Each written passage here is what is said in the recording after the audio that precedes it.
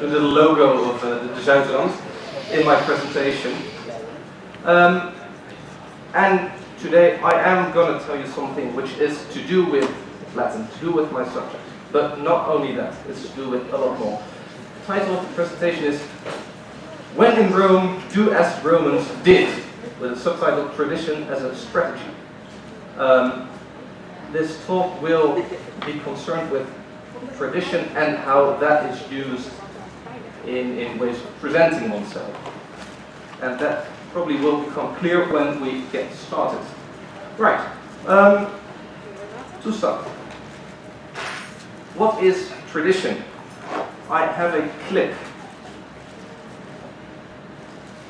And if Mr. Levering is ready, he might push the button. A very small clip, well actually 3 minutes, of a very traditional thing. The Edinburgh military tattoo.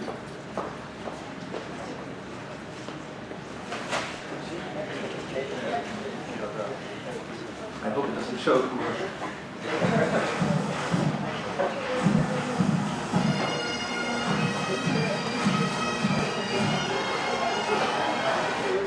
And finally, the traditional tune, the Black Bear, as the massed pipes and drums head for the Royal Mile and back to that.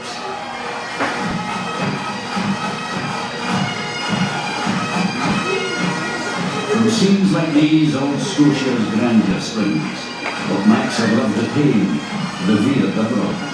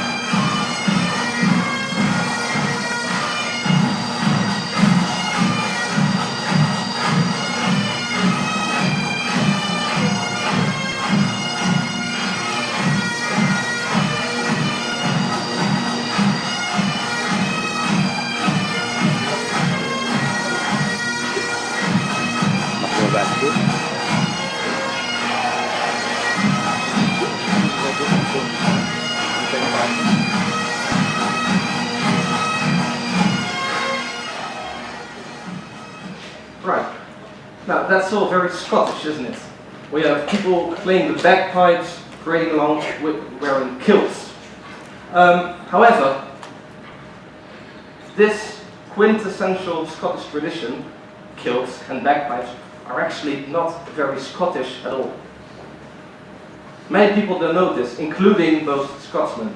The kilt is a very recent invention. Well, recent, it's 200 years old. For me as a classicist, that's recent. And I will focus on the kilt for now. The kilt was invented by a factory owner. A factory owner who actually came to Scotland from England and who came to Scotland in order to make money and have the Scotsmen working in his factory make longer hours and be more practical, because what was the case before? Scotsmen wore, well, not kilts, but skirts.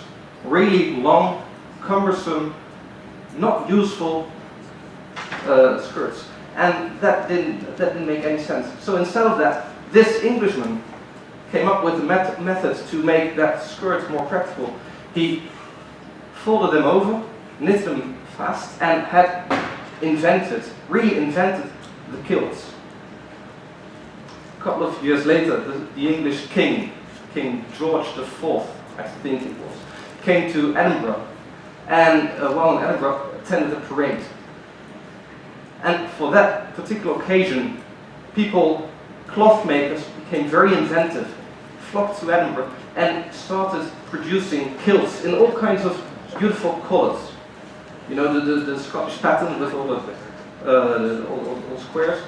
Those patterns were invented along with the tradition that they belonged to different families, different clans. So we have cloth makers, English cloth makers, devising a method to make their workmen more useful and making them more proud of themselves while working for the English. having them wear kilts, which didn't use, in colors which didn't exist before, in order to make them feel proud of themselves. This little bit of knowledge, I didn't find out myself. I stole it from Eric Hobsbawm,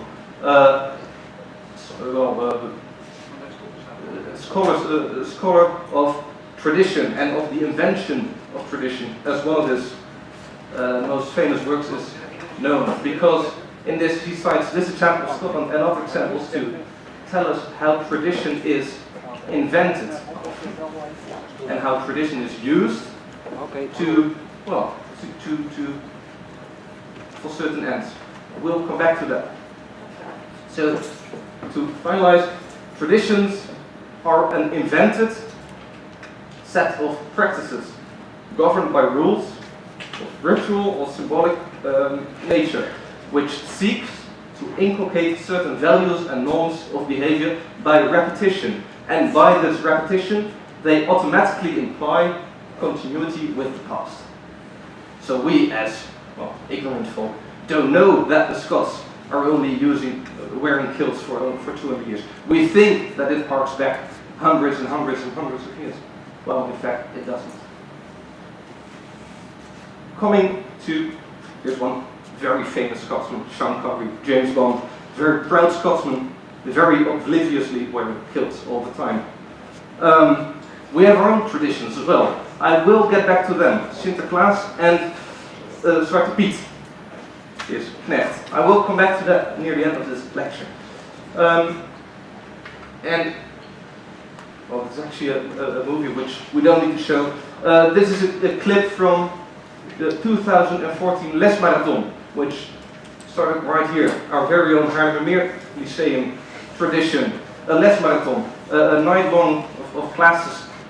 Well, something we do every couple of years, a tradition. Now I'm going to go ahead and skip this. I want to skip this. I'm skipping it, yes. So we know what traditions are. For the remainder of this presentation, let me give you a short outline. Of course, I will get started by tradition in antiquity. You know, antiquity being my preferred subject.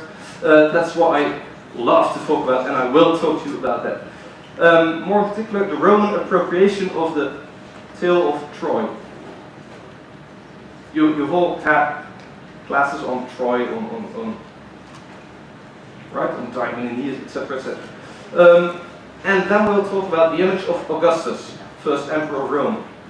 After that, I think we'll take a short break and come back, well, 1500 years later, by in the Renaissance and how ancient Rome is portrayed there, especially with reference to the figure of Laocoon, Trojan priest. And then we'll recap and well, look at our findings. Good. Tradition in antiquity. The ancient Greeks, the ancient Romans were obsessed with who came before them. They were obsessed by their own families, by their own lineage. And they dwelled on mythological history. They looked back to myth and thought of themselves as belonging in the tradition which started with myth. I'll give one example, the example of Athens. The Athenians, for instance, well, this is a beautiful building in the center of Athens, the Erechtheion, a temple on the Acropolis, and here we see, after this, here we see a tree, and that tree supposedly marks a spot where Poseidon, the god of the seas and horses, struck the Acropolis in his bid for becoming the preferred god of Athens. Of course, he didn't win because the goddess Athena won out. But the Athenians saw the Roman city as evidence for how they were connected to the gods. Another example of that is how they, wrote themselves into one of the most famous, if not the most famous poem the world has ever seen, Homer's Iliad. That is enormous and enormously influential poem on Troy, on the Battle of Troy, the battle the Greeks fought against the Trojans. You know, with Odysseus, Achilles, Trojan horse, Aeneas, Hector, etc., etc. And the Athenians, being the foremost Greeks of their time, didn't really feature in the Iliad. So what did they do? They decided to write their own stuff and put that right into the poem. In that way, ensuring their own place in the tradition, in the Iliadic tradition, in the Greek mythological historical tradition. That is the example of the Greeks. The Iliad also was of course written by Homer, the legendary poet of Greece. Homer wrote a poem, 2 poems actually, about Troy. And those were the Greek national epics, if you can speak of a Greek nation. The Greek national epics. And the Romans needed their own, equivalent. And that's where Virgil comes into play, my favorite author, by the way. Virgil, Roman poet, wrote an epic about Aeneas, the Trojan hero, who fled at the destruction of Troy, at the end of the Trojan War, who fled the Greek national epic, which is the fountainhead of the Western cultural tradition, and went to Rome, who went to Italy in search of a new place to found a new kingdom. So Aeneas is the link between Troy and Rome. Aeneas is the way in which the Romans found themselves a spot in the Greek tradition. If you look at this map, this mythological historical map of the voyage of Aeneas, you'll see that it starts in Troy, then runs all the way through Greece, and by the way, Greece is a lot more than this. It's also the island of Sicily, which is now we think of as part of Italy, but in antiquity it was Greek, and actually there are still some places in southern Italy where people don't speak Italian, they speak Greek. It's a very Greek part of the world. And after Sicily, Aeneas, on his way to Lazio, where Rome is, was driven to Carthage, where he had a somewhat, tragic love affair with the Queen Dido. You must surely remember that from your Latin classes with Miss Gordon. One of the highlights of Western literature, where Queen Dido tries to get the Trojan hero Aeneas to stay with her and build her city of Carthage. But he cannot stay. He is ordered by the gods to go on and found the empire which is to become the Roman Empire in Italy. Right? So the Italians, the Romans, are linked to Troy, are linked to Greece, are linked to the Greek tradition. They are part of that. At least that's what Virgil makes us think. Is this clear so far? I can't see you, so I need someone to say yes. Thank you. Okay, and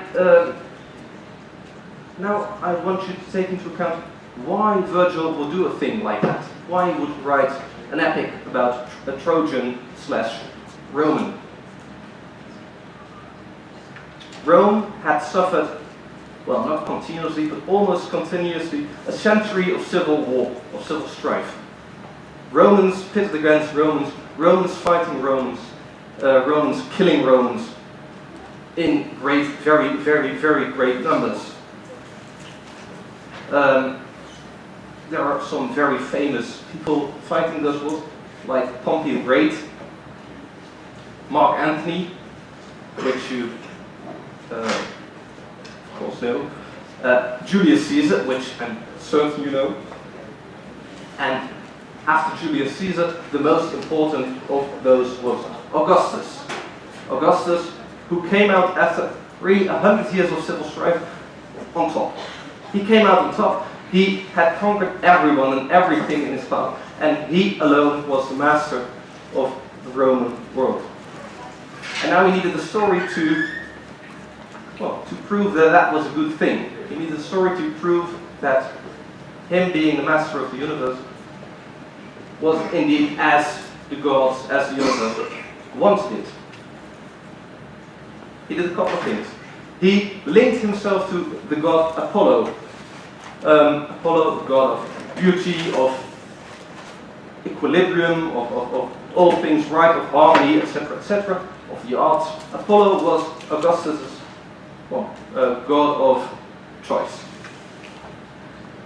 And he associated himself quite narrowly with Apollo. He built Apollo temples, etc. But that was not enough. He needed to have connection to the origins of Rome, to the traditions of Rome. So he needed connection to the twins who were suckled by the wolf, the she-wolf, Romulus and Remus, the founders of Rome. And through that, he needed a connection to Aeneas, the hero who brought the Trojans from Troy to Italy. And that's where Virgil's Aeneas comes into play. Virgil was asked to compose a poem on the topic of the voyage of Aeneas as Augustus' great,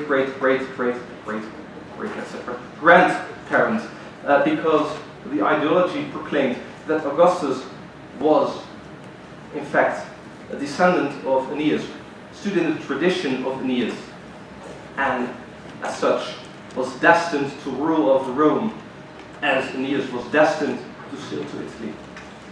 Why was this of interest? Why was this necessary? Well, because Augustus, after 100 years of bloodshed, had inherited a divided empire.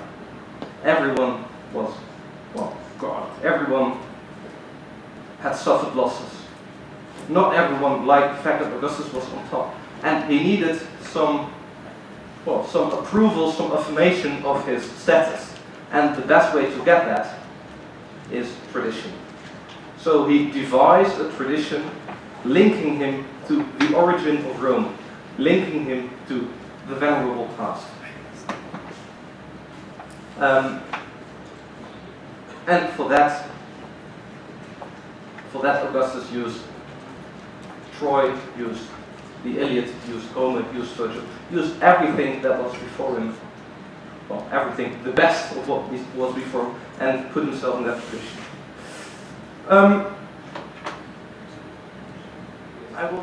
Almost 1,000 years in which gradually but slowly but gradually, classical civilization, classical culture declined.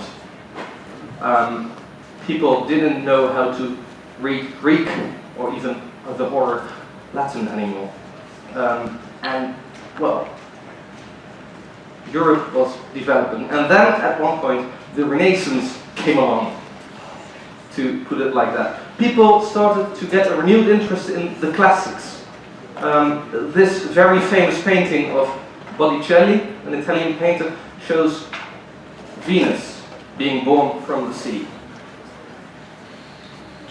The poet Dante, who is always recognizable because of his red hat, wrote his brilliant poem, the Divina Commedia, in Italian, an account of his journey through the underworld all the way to heaven. And his guide on that travel was the Roman poet Virgil. Virgil guided Dante from the underworld to eternity. Classical architecture came in vogue again.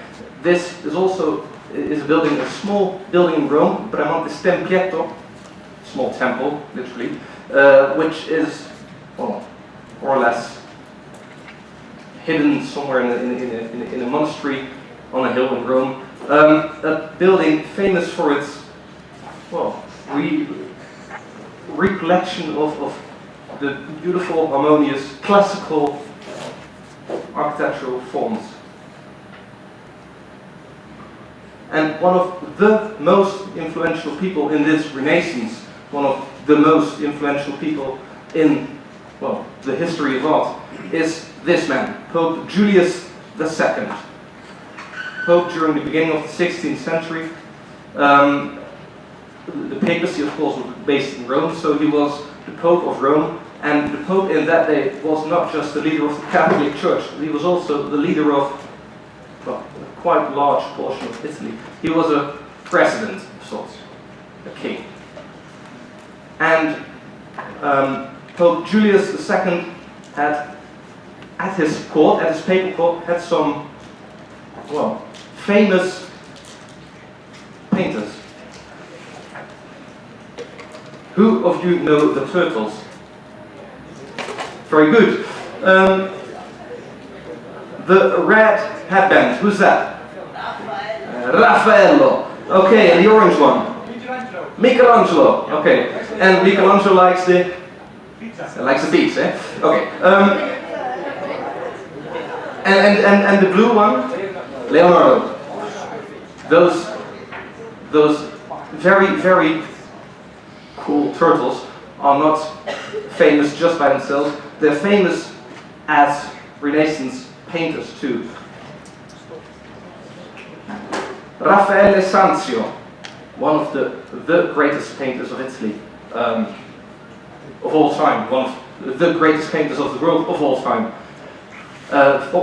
Foremost a painter, also writer, etc. And maybe even more famous, Michelangelo, painter, sculptor, etc., etc. Those people, Raphael, Michelangelo, worked at the court of Pope Julius II in Rome.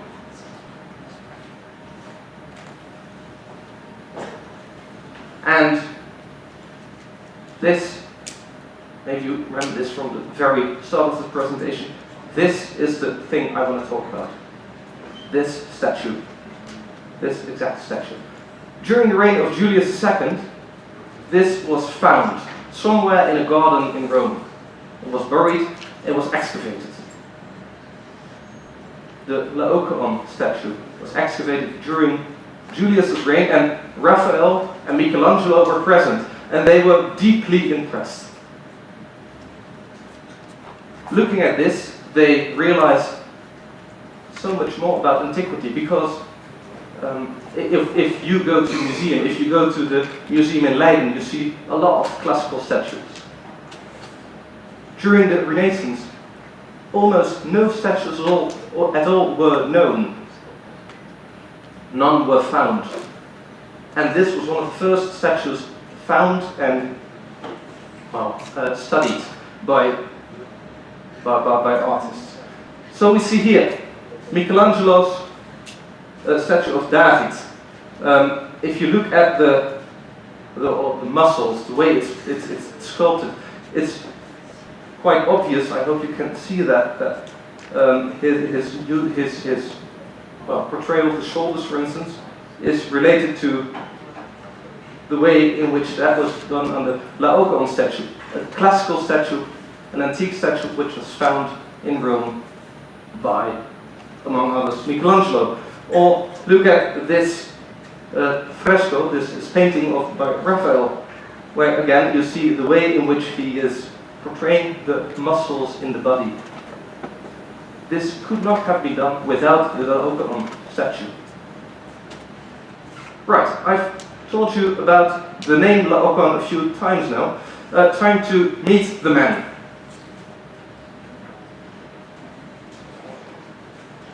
You know this cute beast, right? The Trojan horse. Laocoon, a Trojan priest. Trojans find themselves without enemies. The Greeks appear to have sailed away, and they don't exactly know what happens. I will read from a translation of Virgil's poem from the Aeneid. So all the Trojan land was free of its long sorrow, it seemed.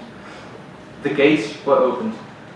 It was a joy to go and see the Greek camp, the deserted site and the abandoned shore.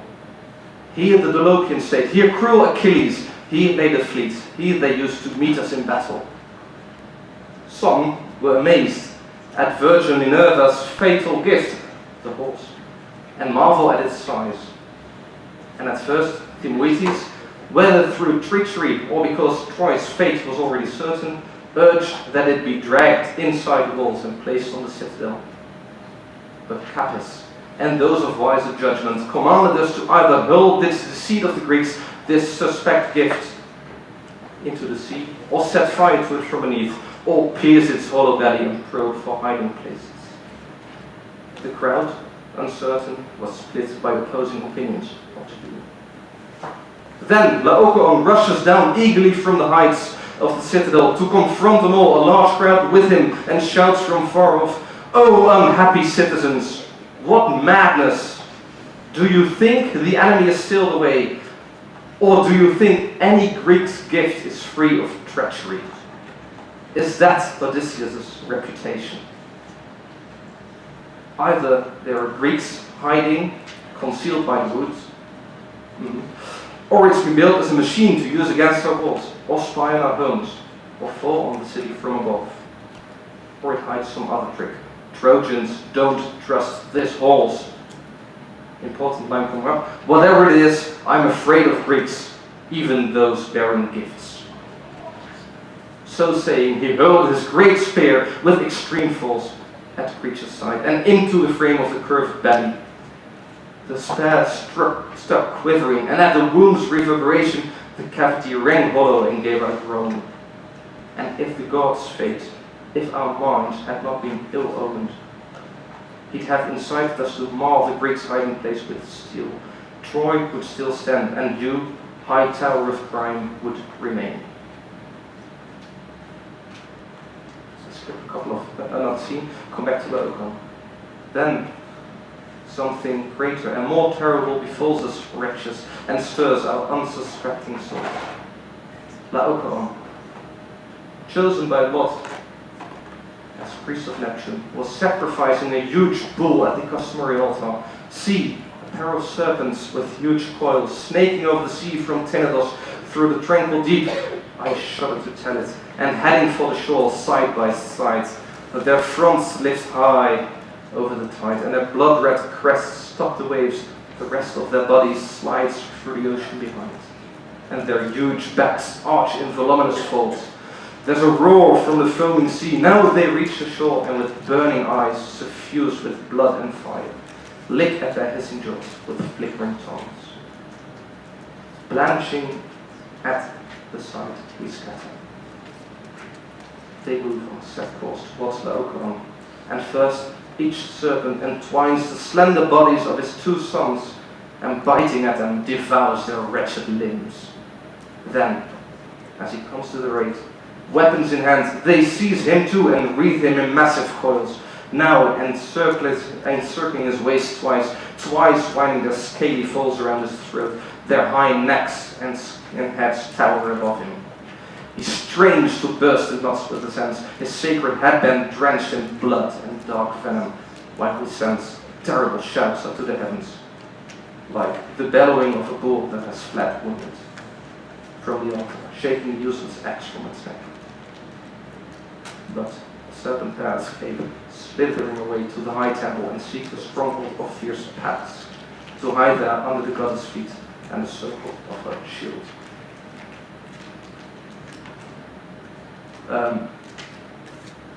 Here we see the priest Laocoon in the middle, fighting the snakes, encircling him and his poor sons to no avail, because they will all be killed.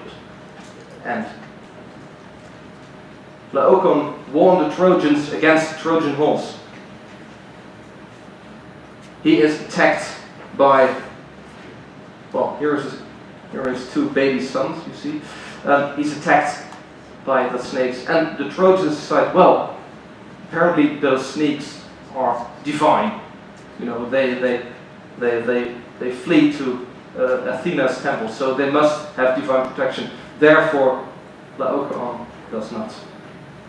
He's wrong, and we should get the horse into town. And we all know what happens when you allow a Trojan horse. Right? That pretty much ends it. Troy falls, Aeneas sails, Aeneas goes to Italy, and his son founds a city, and from that city, Romulus and Remus eventually found Rome. Okay, the statue of Laocoon is found, and it's immediately hugely influential on Michelangelo and on Raphael, but also on Julius II. And this we know. Why do we know? Because Julius II was not only a pope, he was also an art lover. And he, well, put several statues on display. Most importantly, the Laocoon. I'll come to that. This is a very famous, beautiful room in the Vatican Museums. If you've never been, go. If you have been, go again. It's a beautiful museum. And this room, the Stanza della Segnatura, is a room where the Pope used to sit and do his official business. If someone came to meet the Pope, he had to come there and speak to him there. And the way you see it here, you'll never see it because it's always crowded with tourists. And there's some, well, in the middle there's some information panels. But this is actually a very good picture. Why? Because it's taken more or less from the place where Julius's throne was situated. And most people, when they get to this room, the Stanza della Segnatura, look at this painting, a very famous painting, the School of Athens, where all the classical philosophers are portrayed. Plato, Aristotle, etc., etc. They're portrayed there. It's a very beautiful fresco, but it's not the most important fresco in the room. That is actually the one next to it. This one, which is on the wall here. I've made it a little bit bigger here. What we see is a hill with on the top some well, olive trees. And underneath the olive trees, the god Apollo.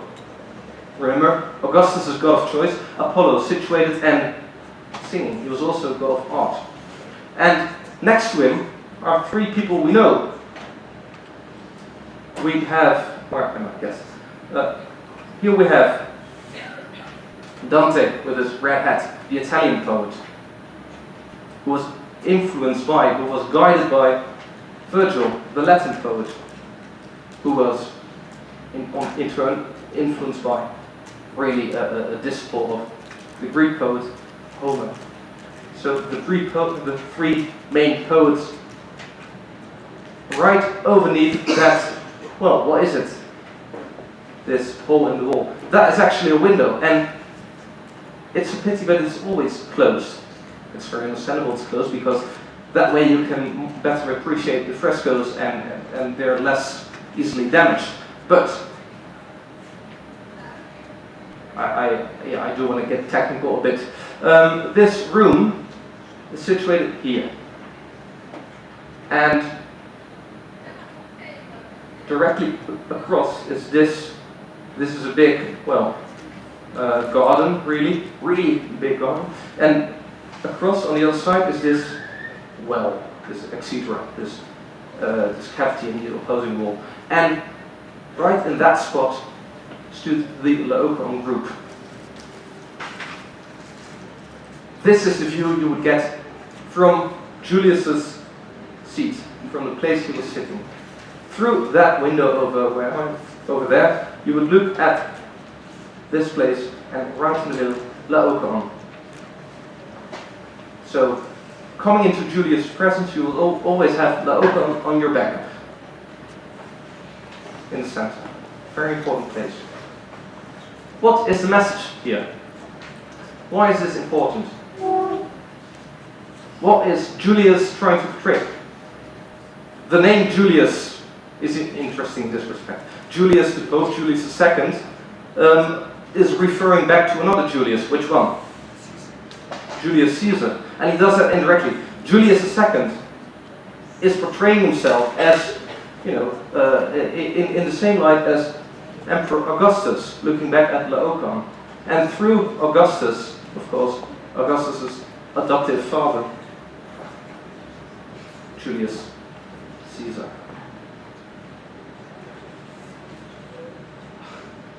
So we have next stage in the use of Laocoon. First we encounter him in Rome, the Aeneid in Rome, linking ancient Rome to Greece. Now we're in the Renaissance, and Pope Julius again uses Laocoon, uses Aeneas, uses, well, the Aeneid to link himself to Julius Caesar, to Augustus.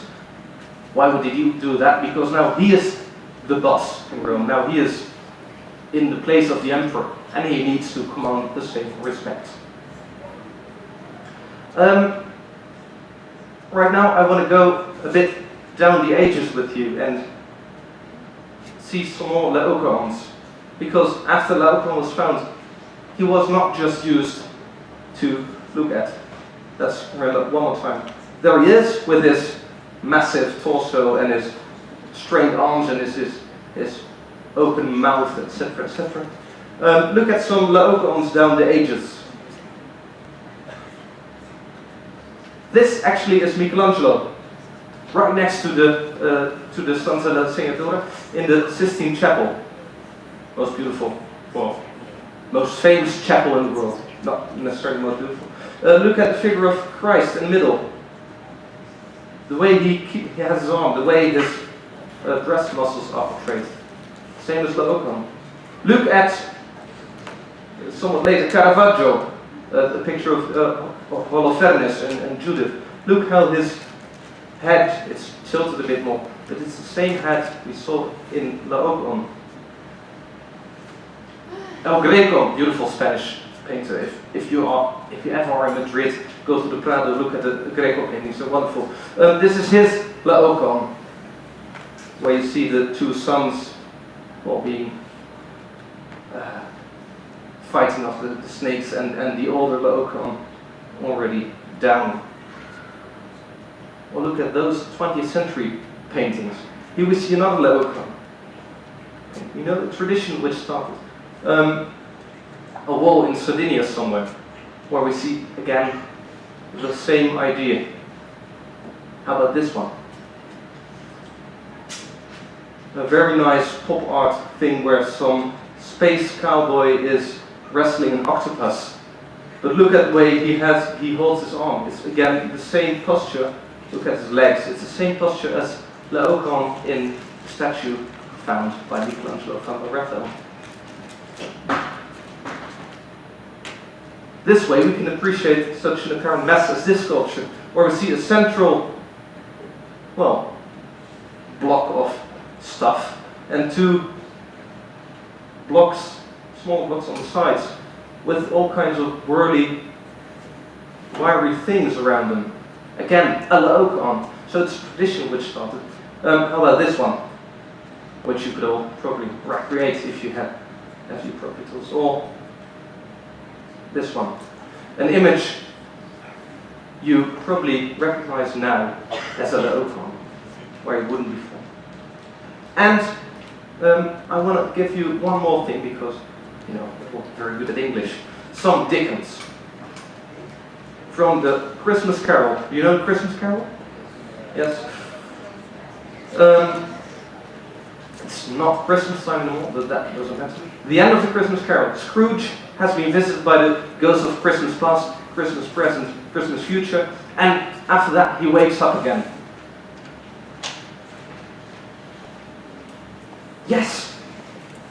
And the bedpost was his own, the bed was his own, the room was his own, best and happiest of all, the time before him was his own, to make amends in. I will live in the past, the present and the future, Scrooge repeated as he scrambled out of bed. The spirits of all three shall strive within me. Oh, Jacob Marley, heaven and the Christmas time be praised for it. I say to my knees, oh Jacob, on my knees. He was so fluttered and so blown with his good intentions that his broken voice would scarcely answer to his call. He had been sobbing violently in his conflict with the spirit, and his face was wet with tears. They are not torn down, cried Scrooge, folding one of the bed curtains in his arms. His bed curtains were torn down by the Christmas future. They are not torn down, rings and all, they are here, I am here. The shadows of the things that would have been maybe dispelled, they will be, I know they will.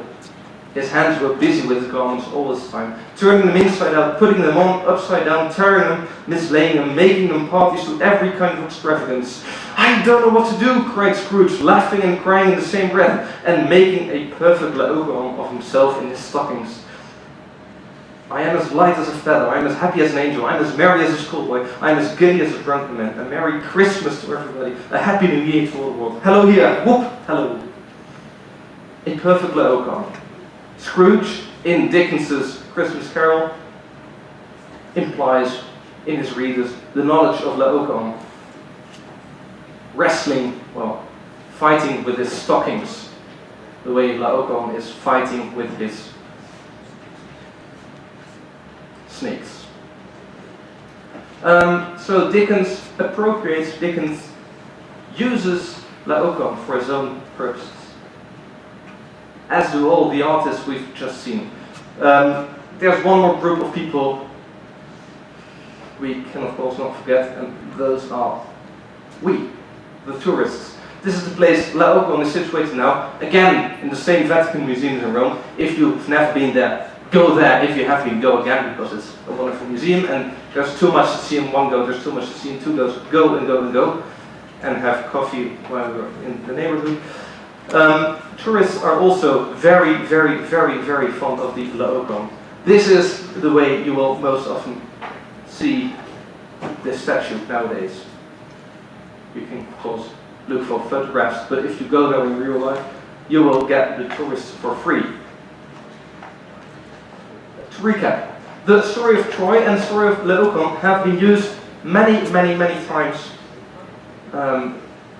in the history. And every time someone uses the story of Laocoon, it's used to create a connection to the past, to create a place for yourself in a tradition. And that often is a connection which legitimizes the status quo, the situation we're in right now. Right? Augustus uses Laocoon, uses Aeneas to make sure he has his own place as the Emperor of Rome. Julius II uses the same connection to tie himself to Julius Caesar, to Augustus. Of course, he also, the name Julius in itself is a connection to the past, but also the importance he gives to the Laocoon. It's very important. A painter using the Laocoon motif puts himself in the tradition of Raphael and Michelangelo. Michelangelo and Raphael use the Laocoon to put themselves in a classical tradition. It's always to give yourself a place in a tradition. Is there really a linearity between Pope Julius II and ancient Rome? No. Is there a real connection between classical painters and classical sculptors and Michelangelo and Raphael? No, there is not. But they imply that there is by using the Laocoon figure. And what does this teach us about other traditions? Laocoon. Whoever can claim Laocoon is simultaneously claiming Rome's heritage. You're saying, well, I know Rome, I know Laocoon, I am Rome. I am, well, not Laocoon because he's built, but I am Augustus. I am master of Rome and by extension master of the universe. Augustus does that. Julius II does that. Artists throughout, well, the time from the Renaissance on will do that. Tourists do that as well. Look at tourists, how they behave. They are masters of the universe. When in front of Laocoon, they become the masters of Rome. Scottish kilts portray both Scottish pride in their traditions, remember the invented traditions, and at the same time they serve to place the Scots firmly under the English thumb, because they are their kilts, they are their bagpipes, they're not real people, so to speak. They are their traditions, and as such, well, can accept English. Let's leave Zwarte Piet for another time. That is our very own struggle with tradition, because traditions can change. They do change, but of course that always takes time. And really, let's leave that for another time. So, I will take questions if there are any, and if not, and even if there are questions, thank you.